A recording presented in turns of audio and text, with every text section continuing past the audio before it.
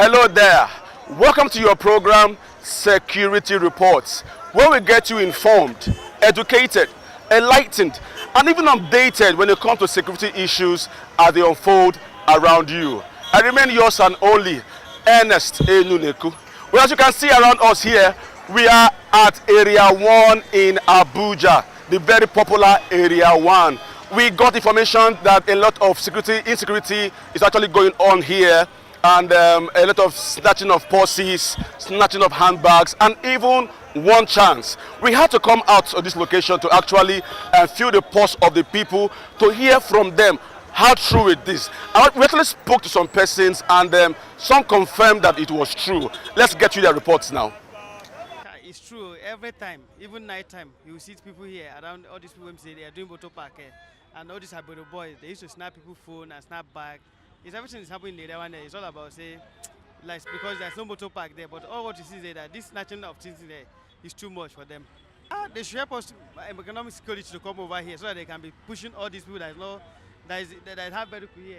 Those people that are using motor park here, they should help us push them around in the night so that we can get a lot of things to be standing here to get enter motor with the stealing of all this snatching of bag and other things so that I can reduce. I experienced it with someone. I entered a vehicle and the lady was like, a vehicle dropped her and she couldn't find her purse. So she was trying to pay the driver, she was checking her bag, she couldn't see the purse. So they were like, the seat belt, the seat is having issue, so they had to drop her. So that's when she entered the car. So the driver was asking her of the money, that's when she realized that her purse is gone, her phone is gone. So what do you think the government or security agencies can do to reduce this trend?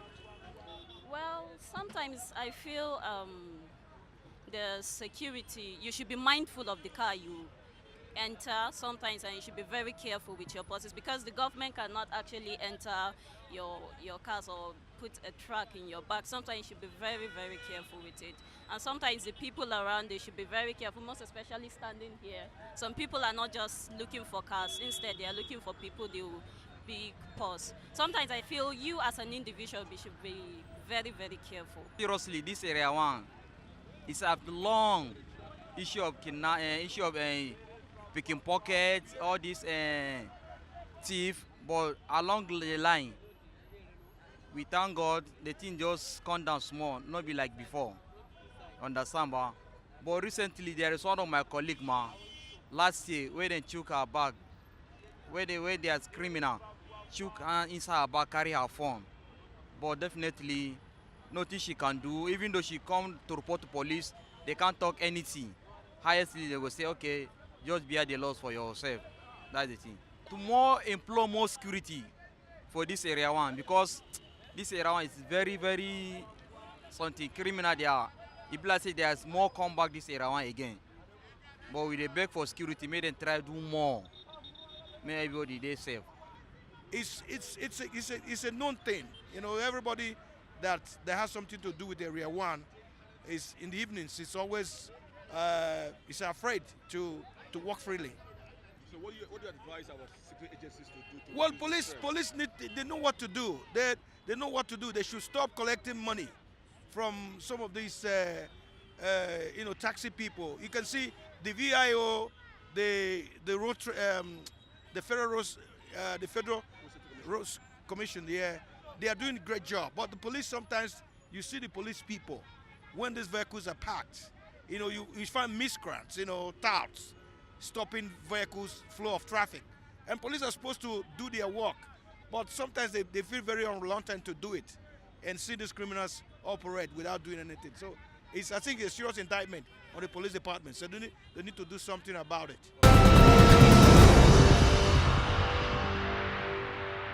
Welcome back. From those interviews, it's very obvious that we need to be careful anytime we leave our homes. Area 1 here is a very big place, and a lot of things happen. Passengers, commuters, we need to be very, very careful. Ensure you are conscious of what you are doing. Ensure you look at those around you.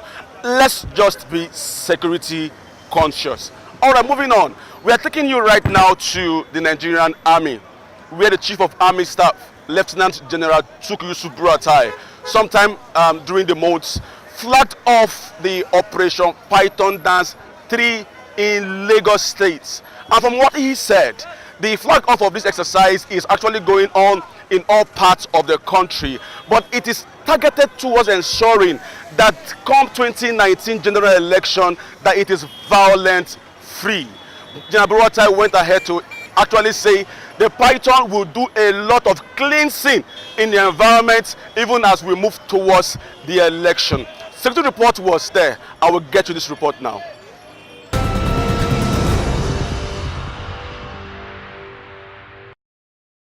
As part of ensuring maximum security of lives and properties of Nigerians in 2019, and especially to ward off troublemakers who may want to disrupt the electioneering process for the coming 2019 general elections, the Nigerian Army, under the leadership of the Chief of Army Staff, Lieutenant General Tukusu Buratai, commenced with Operation Python Dance 3. General Buratai, while flagging off Operation Python Dance 3 in Lagos State, reiterated the determination of the Nigerian Army to ensure Nigerians exercise their civic responsibility during the elections without any form of fear. I'm highly delighted to be here today for the flag off of exercise Egoike III in 82 Division Area of Responsibility. This is another historic and important event geared towards reassuring law-abiding citizens and Nigerians in general of the resolve of the Nigerian Army and indeed all other security agencies to provide adequate security and safety even as the nation approaches the general elections of this year. This significant event is also a reassurance of the resolve of the Nigerian Army to conduct joint operations in collaboration with other security and paramilitary agencies in aid to civil authority. The objective is to reinvigorate all existing operations in the country with additional manpower, equipment, and resources to address the lingering security problems in the country. He warned that Operation Python Dance 3 is designed to swallow up all forms of unrest and challenges that wants to disturb the peace of the country before, during, and after the elections. I am to assure Nigerians that at the end of the exercise, which is also conducted simultaneously by other divisions of the Nigerian Army, the Python must have swallowed all bandits, rustlers, terrorists, kidnappers, robbers, and militants within the country. The Python will also swallow thugs and other miscreants that may raise their heads to disturb the peace in the country. Finally, it is also meant to address the issue of fake news and unpatriotic elements that are impeding military operations and demoralizing forces at the expense of national security. The exercise is a realistic training package in internal security operations, clearance operations, emergency management, rescue operations, roadblocks, cordon and search, as well as anti-kidnapping and anti-cultism. It is necessary to draw attention of well-meaning Nigerians that while reporting issues of defense and security, they must have at the back of their minds the importance of national security. Just as mentioned earlier, defense and national security is not an all-comers affair. No one is permitted to divulge any information that is injurious to national security. This is, of course, contained in the Official Secrets Act. I enjoin Nigerians to be mindful of the fact that this is the only country that we have, and all efforts should be focused to save it from the claws of unpatriotic elements fighting to pull the country down. The Nigerian Army helmsman, however, solicited the support of other security agencies, saying the Nigerian Army cannot do it alone. Interagency cooperation and collaboration is quite fundamental for our collective security efforts to ensure our country is safe and secure for development to take place. I know very well there have been instances where we have some minor clashes among the security agencies. This is an avenue for us to work together to understand each other and to avoid any crisis or clash amongst ourselves. We all have one aim, that is to provide needed security, law and order in our country. So I urge you to work together in order to achieve this very desired national objective. With all these security measures in place and the Independent National Electoral Commission (INEC) carrying out their responsibilities, the 2019 general elections is expected to be successful. All right, as you can see, we are still here in Area 1, the very, very popular Area 1. Like we said earlier, we got information that a lot of insecurities cases recorded here, and we had to come to this particular spot to bring you this week's episode, just to get you informed and to also tell you you need to be very careful. You need to be very, very security conscious. Now, moving on, we traveled all the way to Benin City in Edo State to Zone 5 of the Nigerian Police, where we actually spoke with the AIG in the person of Alkali Baba Usman. The AIG actually threw in light into some of the things his zone is doing. Zone 5 comprises Delta, Edo and Bayelsa State. He told us a lot the zone have been doing, especially even as it concerns the forthcoming election. The interview we had with him was actually extensive. Let's bring it to you now.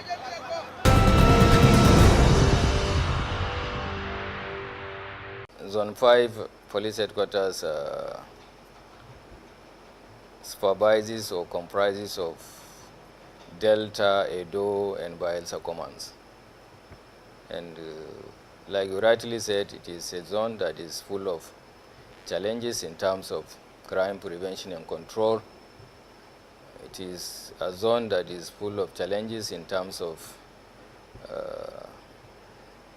communal matters, chieftaincy issues, and all sorts of things that requires peaceful coexistence. But thank God, I've been here for 2 months now, and there are efforts that were put in place by my predecessors to contain the situation in terms of ensuring that the three commands do the work, the act of policing diligently and to the best of their knowledge and ability within the available logistics. I also want to say that quite importantly, the three state governments are also supporting the police operations in terms of logistics, in terms of everything that requires for the police to do their job. And to this extent,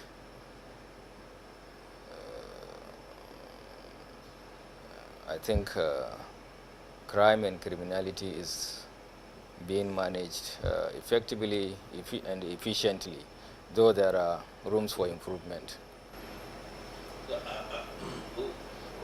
I wouldn't say that you are you're a stranger to this zone, because you were Commissioner of Police in Delta State, and you were appointed as Commissioner of Police in Delta State at the most challenging period of the state, with lots of kidnapping and armed robbery. But your tenure brought into zero level, kidnapping was gone and all that.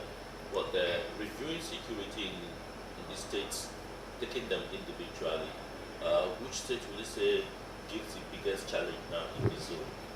I think Delta still remains the most challenging.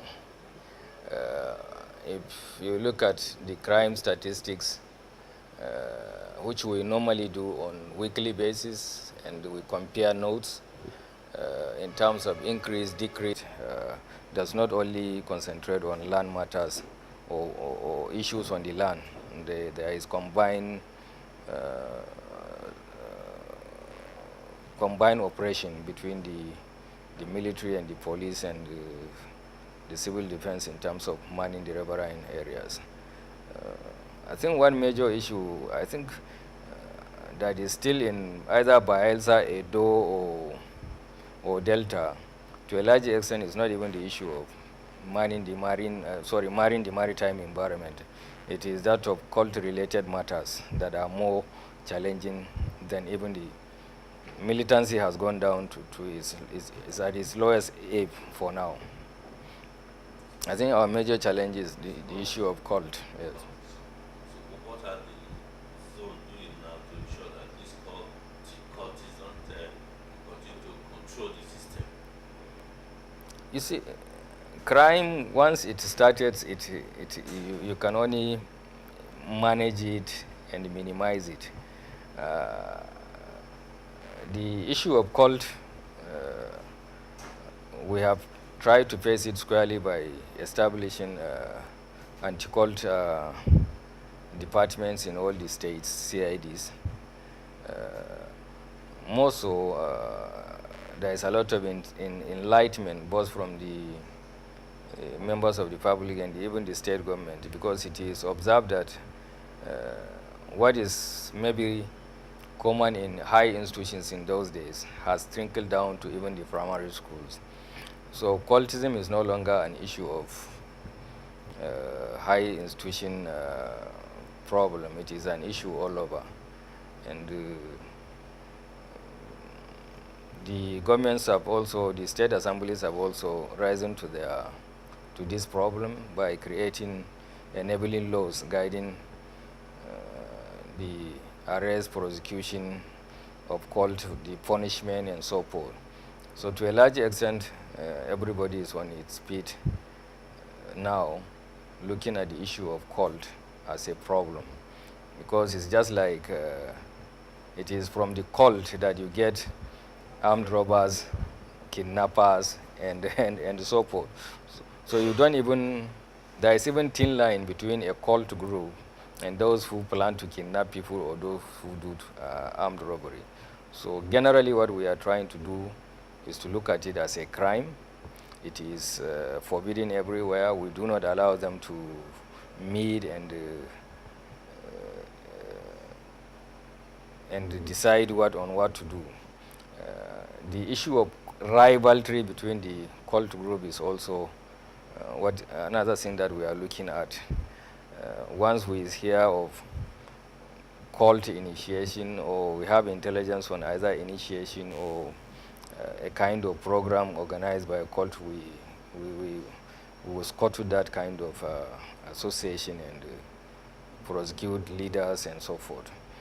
So we are looking at it as a major problem, and both the collaboration of the traditional institution, the community, the government, everybody is giving his support to the fight on cult-related matters. I know that during the year, before your arrival, but we inherited it, that there's this synergy between the both communities and the zone. There was the what? The community and the zone. There was people I call it a summit or conference or inter-party conference of what is the outcome? Is it helping in controlling security situation? It is. Immediately after the security summit in Abuja, I decided to do the zonal one here. But the audience was reduced to major stakeholders in politics. That is the Interagency Consultative Forum, which involves some security agents, the INEC, and the commissioners of police. We met here and we discussed extensively and make a resolution. We have even issued a press release after the meeting. This, we try to look at how we can regulate the activities of politics and the politicians towards a peaceful 2019 general election. And one major aspect that you have to look at is the issue of going on campaign or rallies. we have about 70 political parties that are participating. To regulate when to go, when A, B, C should go at different place for their campaign is an issue. Because if you allow A, B to do campaign at A place or B place at the same time, there might be problem. So to a large extent, we requested their assistance to give, for them to give us their program of, for instance, rally. If A is wants Ugeli Town Hall or the, what do you call it? What is the name of the square here? You see, there must be an instance where A should apply and get approval before B. So A should be done, A should be allowed to do before B and so forth. So these are the issues we are looking at. Then, you know, generally now we are talking about hate speeches and campaigns. Let campaigns be issue-based so that we don't slander personalities, we don't abuse each other and all that. We also look at the issue of manning the polling stations and the polling booths, collation centers and so forth. There are some challenges that needed to be addressed as quickly as possible. For instance, where you have a primary school with 10 polling stations inside one primary school. Already you have a crowd there. Each polling station has maybe 2 or 3 personnel to man. Each polling station has, what do you call it, these petty agents. So if 10 political parties are fielding candidates, there will be, if there are 2 agents, then the polling station already has 20 agents. Then you have 2 security. So these are issues that we looked at. How best to police? What do you do? And so forth. Then we look at the issue of collation centers, how to man the collation centers. Whenever voting is finished in a polling station and counting is over, the whole issue will now move to collation center. And the collation center might be one primary school where maybe 50 polling stations will be bringing their result. Who and who is supposed to come, at what time, how, and so forth. These are issues we look at. We also requested ANEC. I personally requested ANEC to make sure that their personnel are trained and deployed at the right time. Logistics provided for them to enable them to do their work at the right time. At the same time, I also implored INEC to tell us what are our roles, because the training of a police officer or somebody who is going to man a polling station is not just his professional training of crime prevention and control. He needs to know the electoral law. He needs to know what are the duties and responsibilities of the electoral officer, what are his powers, when will you be asked or called upon as a security officer to act. And the police, though, is the lead agency, we are expecting that every other security agents will be deployed to come and do same work. So we needed to at least some brushing in terms of election duties, which in further elections we have guidelines from Police Service Commission, we have guidelines from INEC and so forth. So we are quickly going to look at all this, and we have agreed that each command will go back and do. And we are opening a kind of training session for personnel. The police will bring their own. We will request all other security agencies, the immigration, the prisons, the civil defense, everybody that is going to participate in manning the election will come to us and we will do it.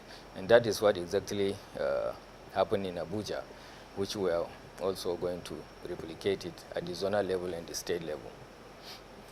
Some people are afraid that the coming election might be pro-violence. Those signs towards that, some people are talking about hate speeches and all that. But based on what you are already doing in this zone, do you think that this political elite political class will key to the agreement? Are you seeing them being able to play according to the rules? Well, I think everybody requires peace and peaceful coexistence. What we are talking about is, yes, every politician will tell you politics is not a do or die affair. But how to go about doing it is what matters. So if everybody will play the game by the rules, there won't be problem. But where anybody who decides not to play the game by the rule, I think we are there to also bring him to the level where he's supposed to. And that's the essence of monitoring by either INEC or regulating the conduct of politicians by security agents and so forth. There might be deviance, certainly, and once there is deviance, then there should be law to check the excesses of such a deviant behavior. We know that you have other issues to attend to, so, but finally, sir, what will be, when going to the new year 2019, what will be what will the police command, the zone here, promising the people in the zone in terms of security? Well, the police will always do its statutory responsibility of maintaining law and order, ensuring that crime and criminality are reduced to its barest minimum, ensuring that lives and properties are protected. And with the assistance we are getting, or cooperation and collaboration we are getting from members of the public and the government, we will not fail in doing our job. We are able and willing to ensure that people go about their lawful businesses unchallenged at all points in time. This we are going to do it with more level of commitment and zeal, based on the fact that we have the right logistics and we have the motivation. I am sure we will perform better. Okay, yeah, this is a pledge for the police. What would you be expecting from the members of the public and the government? Crime prevention and control is not, like we always say, that a matter that involves only the police or security agents. Collectively, we can do the issue of coexisting peacefully. We all have a role to play, even if by providing information or by making sure that you do the right thing at the right time, even if it is a traffic matter, you make sure you do the right thing. We are here to ensure that rules and regulations are adhered to. We are here to ensure that law and orders are abided by. There are also those who are responsible to enact the laws and orders. There are also who are also responsible to ensure that we do the right thing at the right time. We are also given the necessary logistics and encouragement to do our job. From what I am seeing, I think everybody is ready and willing to make sure that Nigeria coexists peacefully. Thank you.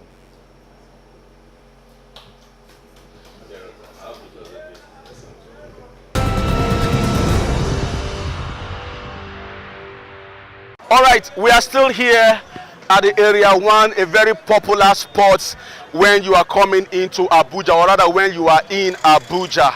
Hope you got informed by the AIG in the person of Alkali Baba Usman. Now the truth remains that the security agencies are actually prepared for this year's election. So Nigerians, go out and exercise your civic responsibility.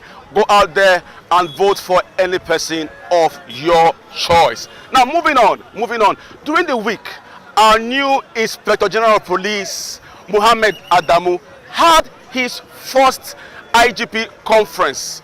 Yes, and a lot of issues came up, a lot of changes have been made in the Nigerian police force. Now, if you listened to his maiden address, he actually said that soon he will roll out his new strategy, his new plans to take the police force to the next level. And one of the things he has actually changed is the issue of the federal SARS, And in order to get us well informed on these new policies, we actually spoke with a security expert of over 22 years experience, Mr. Patrick Agbambu.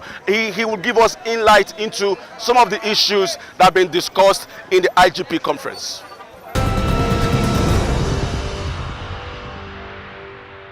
It's good to note that the IGP has hit the ground running because just less than a week now he took over as the Acting Inspector General of Police, and they had already been having consultation with critical stakeholders.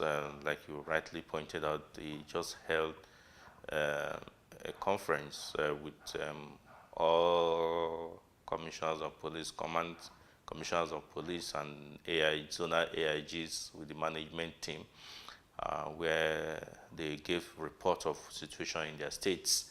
And he also articulated some of his plan for the Nigerian police, and elicited their support for the execution of those plans. Yes, what has hit the news more of all the things he said at that conference was the decentralization of the Federal Special Anti-Robbery Squad. Hitherto was centralized at the force headquarters by the former Inspector General of Police.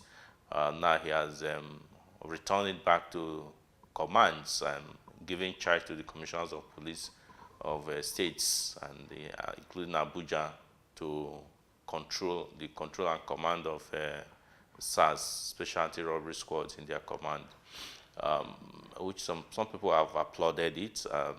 Some have raised some observation about it. The IG went further to say that if there are any infraction by any member of this SARS team, now the Commissioner of Police of that state will be held responsible. So, because he believed that supervision is very, very important. So in a nutshell, he has tried to take care of that area where a lot of people have been talking about in Nigeria. I remember some time ago there was this campaign, Stop SARS, some say End SARS campaign that was going on, and the presidential committee was set up, and the committee is still sitting. It attracted the attention of even the Vice President, Professor Yemi Osinbajo, and all other people, other well-meaning Nigerians. But to me, it goes beyond window dressing of the issue about SARS. There are things that needs to be, there's serious reform that is needed if we must get the SARS that we are all clamoring for. First and foremost, I believe that SARS is needed. We need SARS, but it needs to be reformed. And that reform will not just be within the police alone. The government has a lot of role to play there. Nigerians themselves has a lot of role to play there. So that is one aspect of his speech. He also talked about scrapping of all the special tactical squad, which was set up, which was in operation, and which was used by the former IGP to take care of some serious crimes that are faced, confronted the country, and they asked that the IGP Intelligence Response Squad team should be controlled now by the Deputy Inspector General of Police in charge of Force Criminal Investigation and Intelligence Department. So those were the core area people were just talking about, but more than that, he talked about a lot of other issues concerning the coming election. You will agree with me that the most pertinent thing now, the most thing that a lot of Nigerians are concerned with now is election. The election is just a few days from now. And yes, even though police must make sure that crime is controlled, law is maintained, but election security is germane, and it's something that occupied most of the time during that conference the IGP held with senior police officers. We have seen a situation where some technological equipment has helped and assisted in curbing crime. For instance, the IGP intelligence response team have been able to use some scientific methods in arresting high-profile suspects, but these equipments are not everywhere in the country. It's only in one place at which it's been deployed, and sometimes when a case is being reported, it has to join the queue, long queue, because the limited number of equipment to be able to dissect and properly investigate that crime. It's not readily available everywhere, so it takes a longer time for each particular case to be properly investigated to the point of prosecution. So those are the issues. Those are the reforms we should be talking about. Money is important in reforming SARS. I believe that money for equipment, money for insurance cover for these people must be provided. Yes, a lot of people have said, what differentiates this SARS team, SARS men operative on the street from a criminal? Of course, we know that it takes a quote unquote a criminal to catch a criminal. It takes a thief to catch a thief. That's what a lot of people have said. Do you understand? You need to be able to infiltrate the ranks of this criminal gang to be able to effectively bust them, because they are very close-knitted. Criminal gangs are close-knitted. They are also highly intelligent and highly mobile people. So for you to be able to arrest them, you need to be able to get into them, understand their psyche, and be able to break down and arrest them. And so that is the situation. So we must be able to identify that those points that are needed to ensure that these people do their work properly.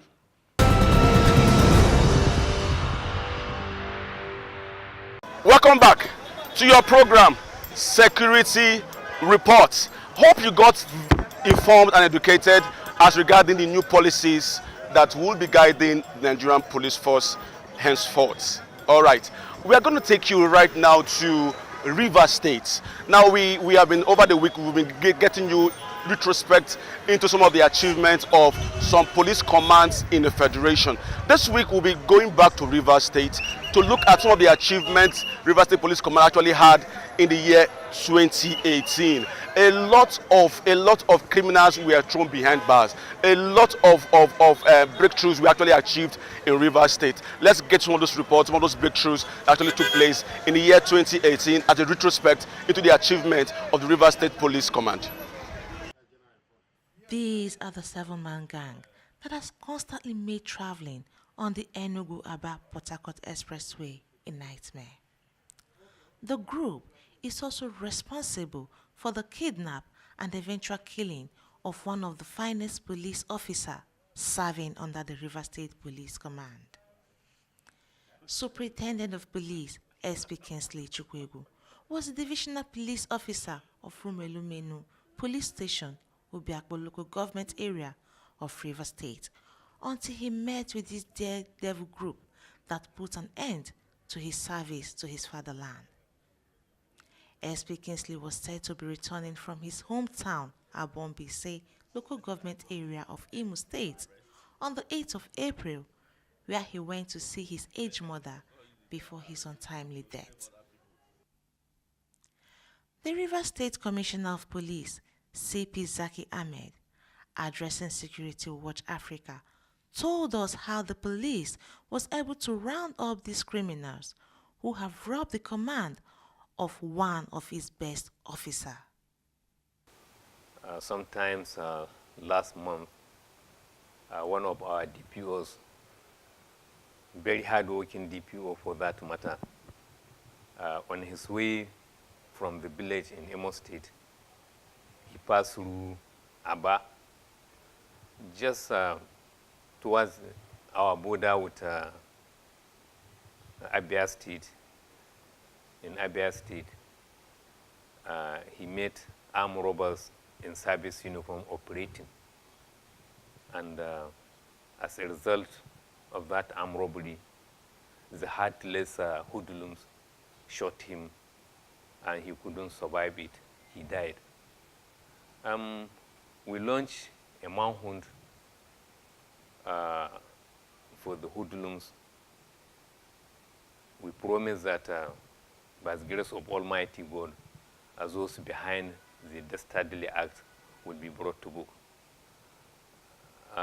One of the tactical units sent to the state by Inspector General of Police, IGP Ibrahim K. Idris, MPM MNI, that is IG's monitoring team, was in handy.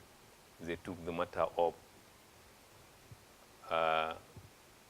Eventually, all the hoodlums who are suspected to have taken part in the operation were rounded up and arrested. One of them was arrested in Lagos, and he was brought to Port Harcourt. By the grace of God, investigation is going to be concluded very soon, and they will be charged to court to answer as the offenses they have committed. CP Zaki thanked the Inspector General of Police, IGP Ibrahim Idris, for his support to the State Command, adding that it was the IGP's monitoring team, led by Assistant Commissioner of Police, ACP Bennett Igwe, sent to the state to assist the command fight crime and criminality, help crack the case after weeks of intense investigation through intelligence policing. Aba Port Harcourt Express, we have just come the road down. You cannot hear anything on that road now because the kidnappers, the killers, the armed robbers, they are combined. And they are the people that are responsible for the killing, kidnap and killing of the DPO here in Port Harcourt. We have arrested all of them with their arms, with their everything. So last 2 weeks, the people that used to block the Imoha East-West Road, I have arrested all of them. In a shootout, one or two of them were injured, we are in the hospital. So we are following them up.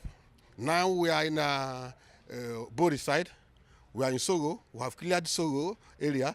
We are now in area like Bebe. So where they used to come in from the bush, between them and Akwa Ibom. So the area is now relatively calm. I thank the CP of the command for the support he used to give to us and the IG that sent us. So we are happy because that is the challenge we have. We like challenges. When we have challenges and we're able to overcome, it makes a difference. And personally, I'm very happy.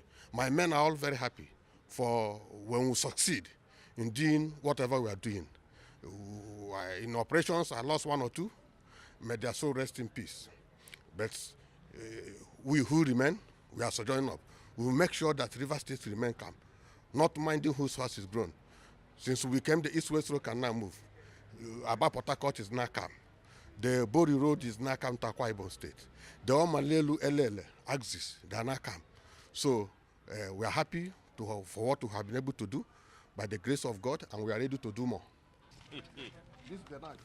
Do you use in cutting head? This is blood. Blood. You can see blood. This is human blood. This is the recent one they use in cutting head. You can see the knife. You can see it's not, I don't think it's made in Nigeria. China. Once it goes, the head is off. Once. You can see it. So this is what they use in cutting head.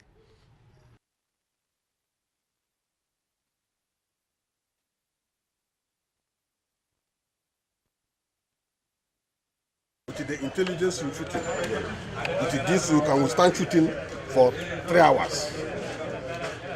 With this you can withstand shooting for 3 good hours. With the intelligence in the shooting. In shooting, yes. Yes. They will think you have finished. But when they see the men walk, they will bow. Men carry the 2. Bring that woman. See this one. Don't pause. This is one of the things I want to go to the Inspector General of Police and ask him to help the police to acquire more. This one, as others are shooting gun if we are entering bush, This is what I used to enter bush with. This one. If I hang my gun, I use this one. To hang the gun is a very simple one. And when you use this one revolves on its own. When you aim the bushes, like they are shooting gun, at the kidnapper shooting, they are shooting this.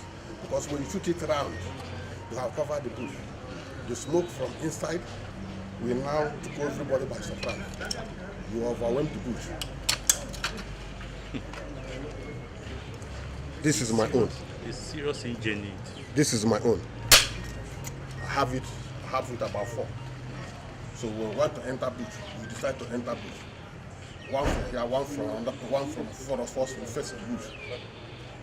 You arrest them with their guns. Because once it they are catches already them at the eye, they're already off. They're already dazed. Yes. That's good. That is how it is. To be candid, Igwe is a hard-working police officer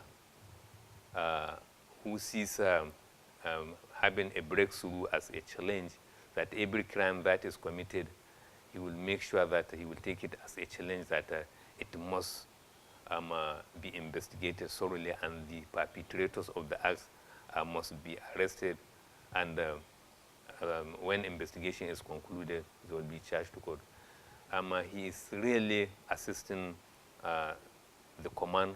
They are complementing the efforts of divisions and other formations in the state. Recently, to the University of Port Harcourt commended him.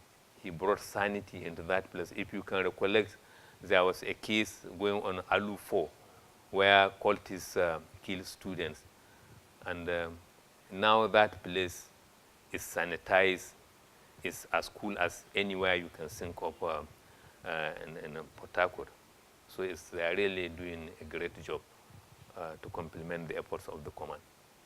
When interviewed, the leader of the gang, Uche Ubonna, aka General, told Security Watch Africa why his boys prefer to call him General, which is a title only for those that have distinguished themselves in the Nigerian armed forces. People called me General because I try an army form. So I now fell it. They say that I have the flat foot, so I can't wear shoe a day pass. So I have the flat foot, so I should go back. So when I've been trying to enter the army, so I will tell them, say I will join a soldier and become General. That's why people calling me General. General and his gang admitted to killing the late DPO, Kingsley Chukwuegwu, but said they never knew he was a police officer. Because nobody planned like that to shut him down. That was night. So unfortunately, we are operating in highway and find so security ran us, and then we are finding way to escape ourselves. So we are not blowing shot for it to go. Even we don't know say we shot somebody down. Is only other tomorrow morning I will come here say we shot somebody down, and it's on the other officer. So what do you? We do highway robbery, we do kidnapping, only those 2 things. So that day for this incident that happened, yes, and I was involved in it, but I'm not the one that shoot the man directly. Who shot the man? It was our general that shoot the man directly. Show us who shot him. He was the one that shot him because the man tried to escape, and already security men ran us. So and unfortunately we was exchanging bullets. So and when the man ran, so because there was a group there, because the man ran in a mix of crowd, so he tried to shoot gun directly in that crowd. So it was the man that the gun catched. So the man fell down, and when he come back and asked about the man, said that the man he shot was the DPO. That was the man directly. So when that time, that night, we doesn't know that the man is a DPO because nobody knows him. So it was the next day that we hear that the man that we shot was a DPO. So that is, and we collected only phone from him. Chidebere Berenwa, the second in command, told Security Watch Africa how the gang chose their victims and take them to the barracks right inside the forest. So when we come out, anytime we guard ourselves, then when we come out in highway, then we check the number of cars coming. So when the cars is 2 or 1, we will not come out. But when the car is plenty, then we come out with a torch, then we flash torch, so then we slow down and we claim to be a SARS, men on the way. So when they slow down, we investigate all the cars. So when we look into the car and see that the man or anybody driving the car is a Huji man, so by face we shall know them. So we there crack the gun and point at them. Then we stop the car, then we drag them down. And when we drag them down, there is some policemen and SARSmen around us. So whenever we stop the car there, they will see us from far. And before that we approach, we will exchange gun with them. So when we exchange the gun with them, then we go back, then try to safeguard ourselves, then we move around. We will enter bush with them. Okay. And you know Other members of the gang are Betali Hijirika, Solomon Obonna, Ikena Onwuchekwa, Nnamdi Ikpe, and Victor Marcos. Items recovered from the gang include 2 pump-action guns, 2 locally made revolver pistols, 1 cut-to-size single-barrel gun, 52 live cartridges, 5 live ammunition, and a lot of phones, including those of the deceased DPO. In another development, the Rivers State Police Commissioner, CP Zaki Ahmed, dispelled rumors that soldiers who stormed a police station in the state destroyed properties and injured police officers as a reprisal attack after a policeman shot dead an ununiformed soldier. I think another strength we have here, apart from collaboration, the synergy with members of the public, is jointness of all the security agencies. There is togetherness. We are always in constant touch with one another, and each agency is ready to render assistance to one another. And when this incident happened, I just reached out to the garrison commander, General Aminu Bandi. He came in handy. He quickly mobilized his officers. They went to the place, doused tension, and he also went there himself. He went there himself to ensure that normalcy is returned. And as soon as he got there, he took control of the situation and resolved everything within 5 minutes. So investigation is ongoing, and at the end of the day, we are jointly investigating the matter. We are all involved. At the end of the day, we'll come out with a stand. CP Zaki Ahmed said investigation into the matter will soon be completed and justice carried out.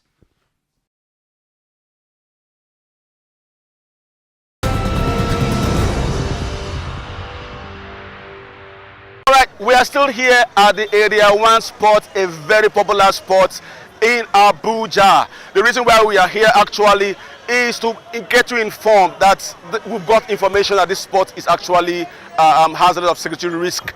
All we need to tell you right now is you need to be security conscious when you leave your house. Guard your properties, guard your purse, guard everything you have, even as you move from one spot to another. Well, time is not on our side. Time is not on our side. Hope you enjoyed our reports concerning the achievements of the Rivers State Police Command in the year 2018. They did a lot, and we'll bring you other reports from other states, even as they fared in 2018. We have to leave now for other programs to actually continue. And we actually need your feedback. We need you to actually tell us, inform us on the areas we are doing well and how we can actually serve you better. Right on your screen right now, you have the means through which you can use us, our email address and our Facebook account. We have to go now. We have to go now. I remain your host, Ernest Enuneku. Be safe and be security conscious. Bye-bye.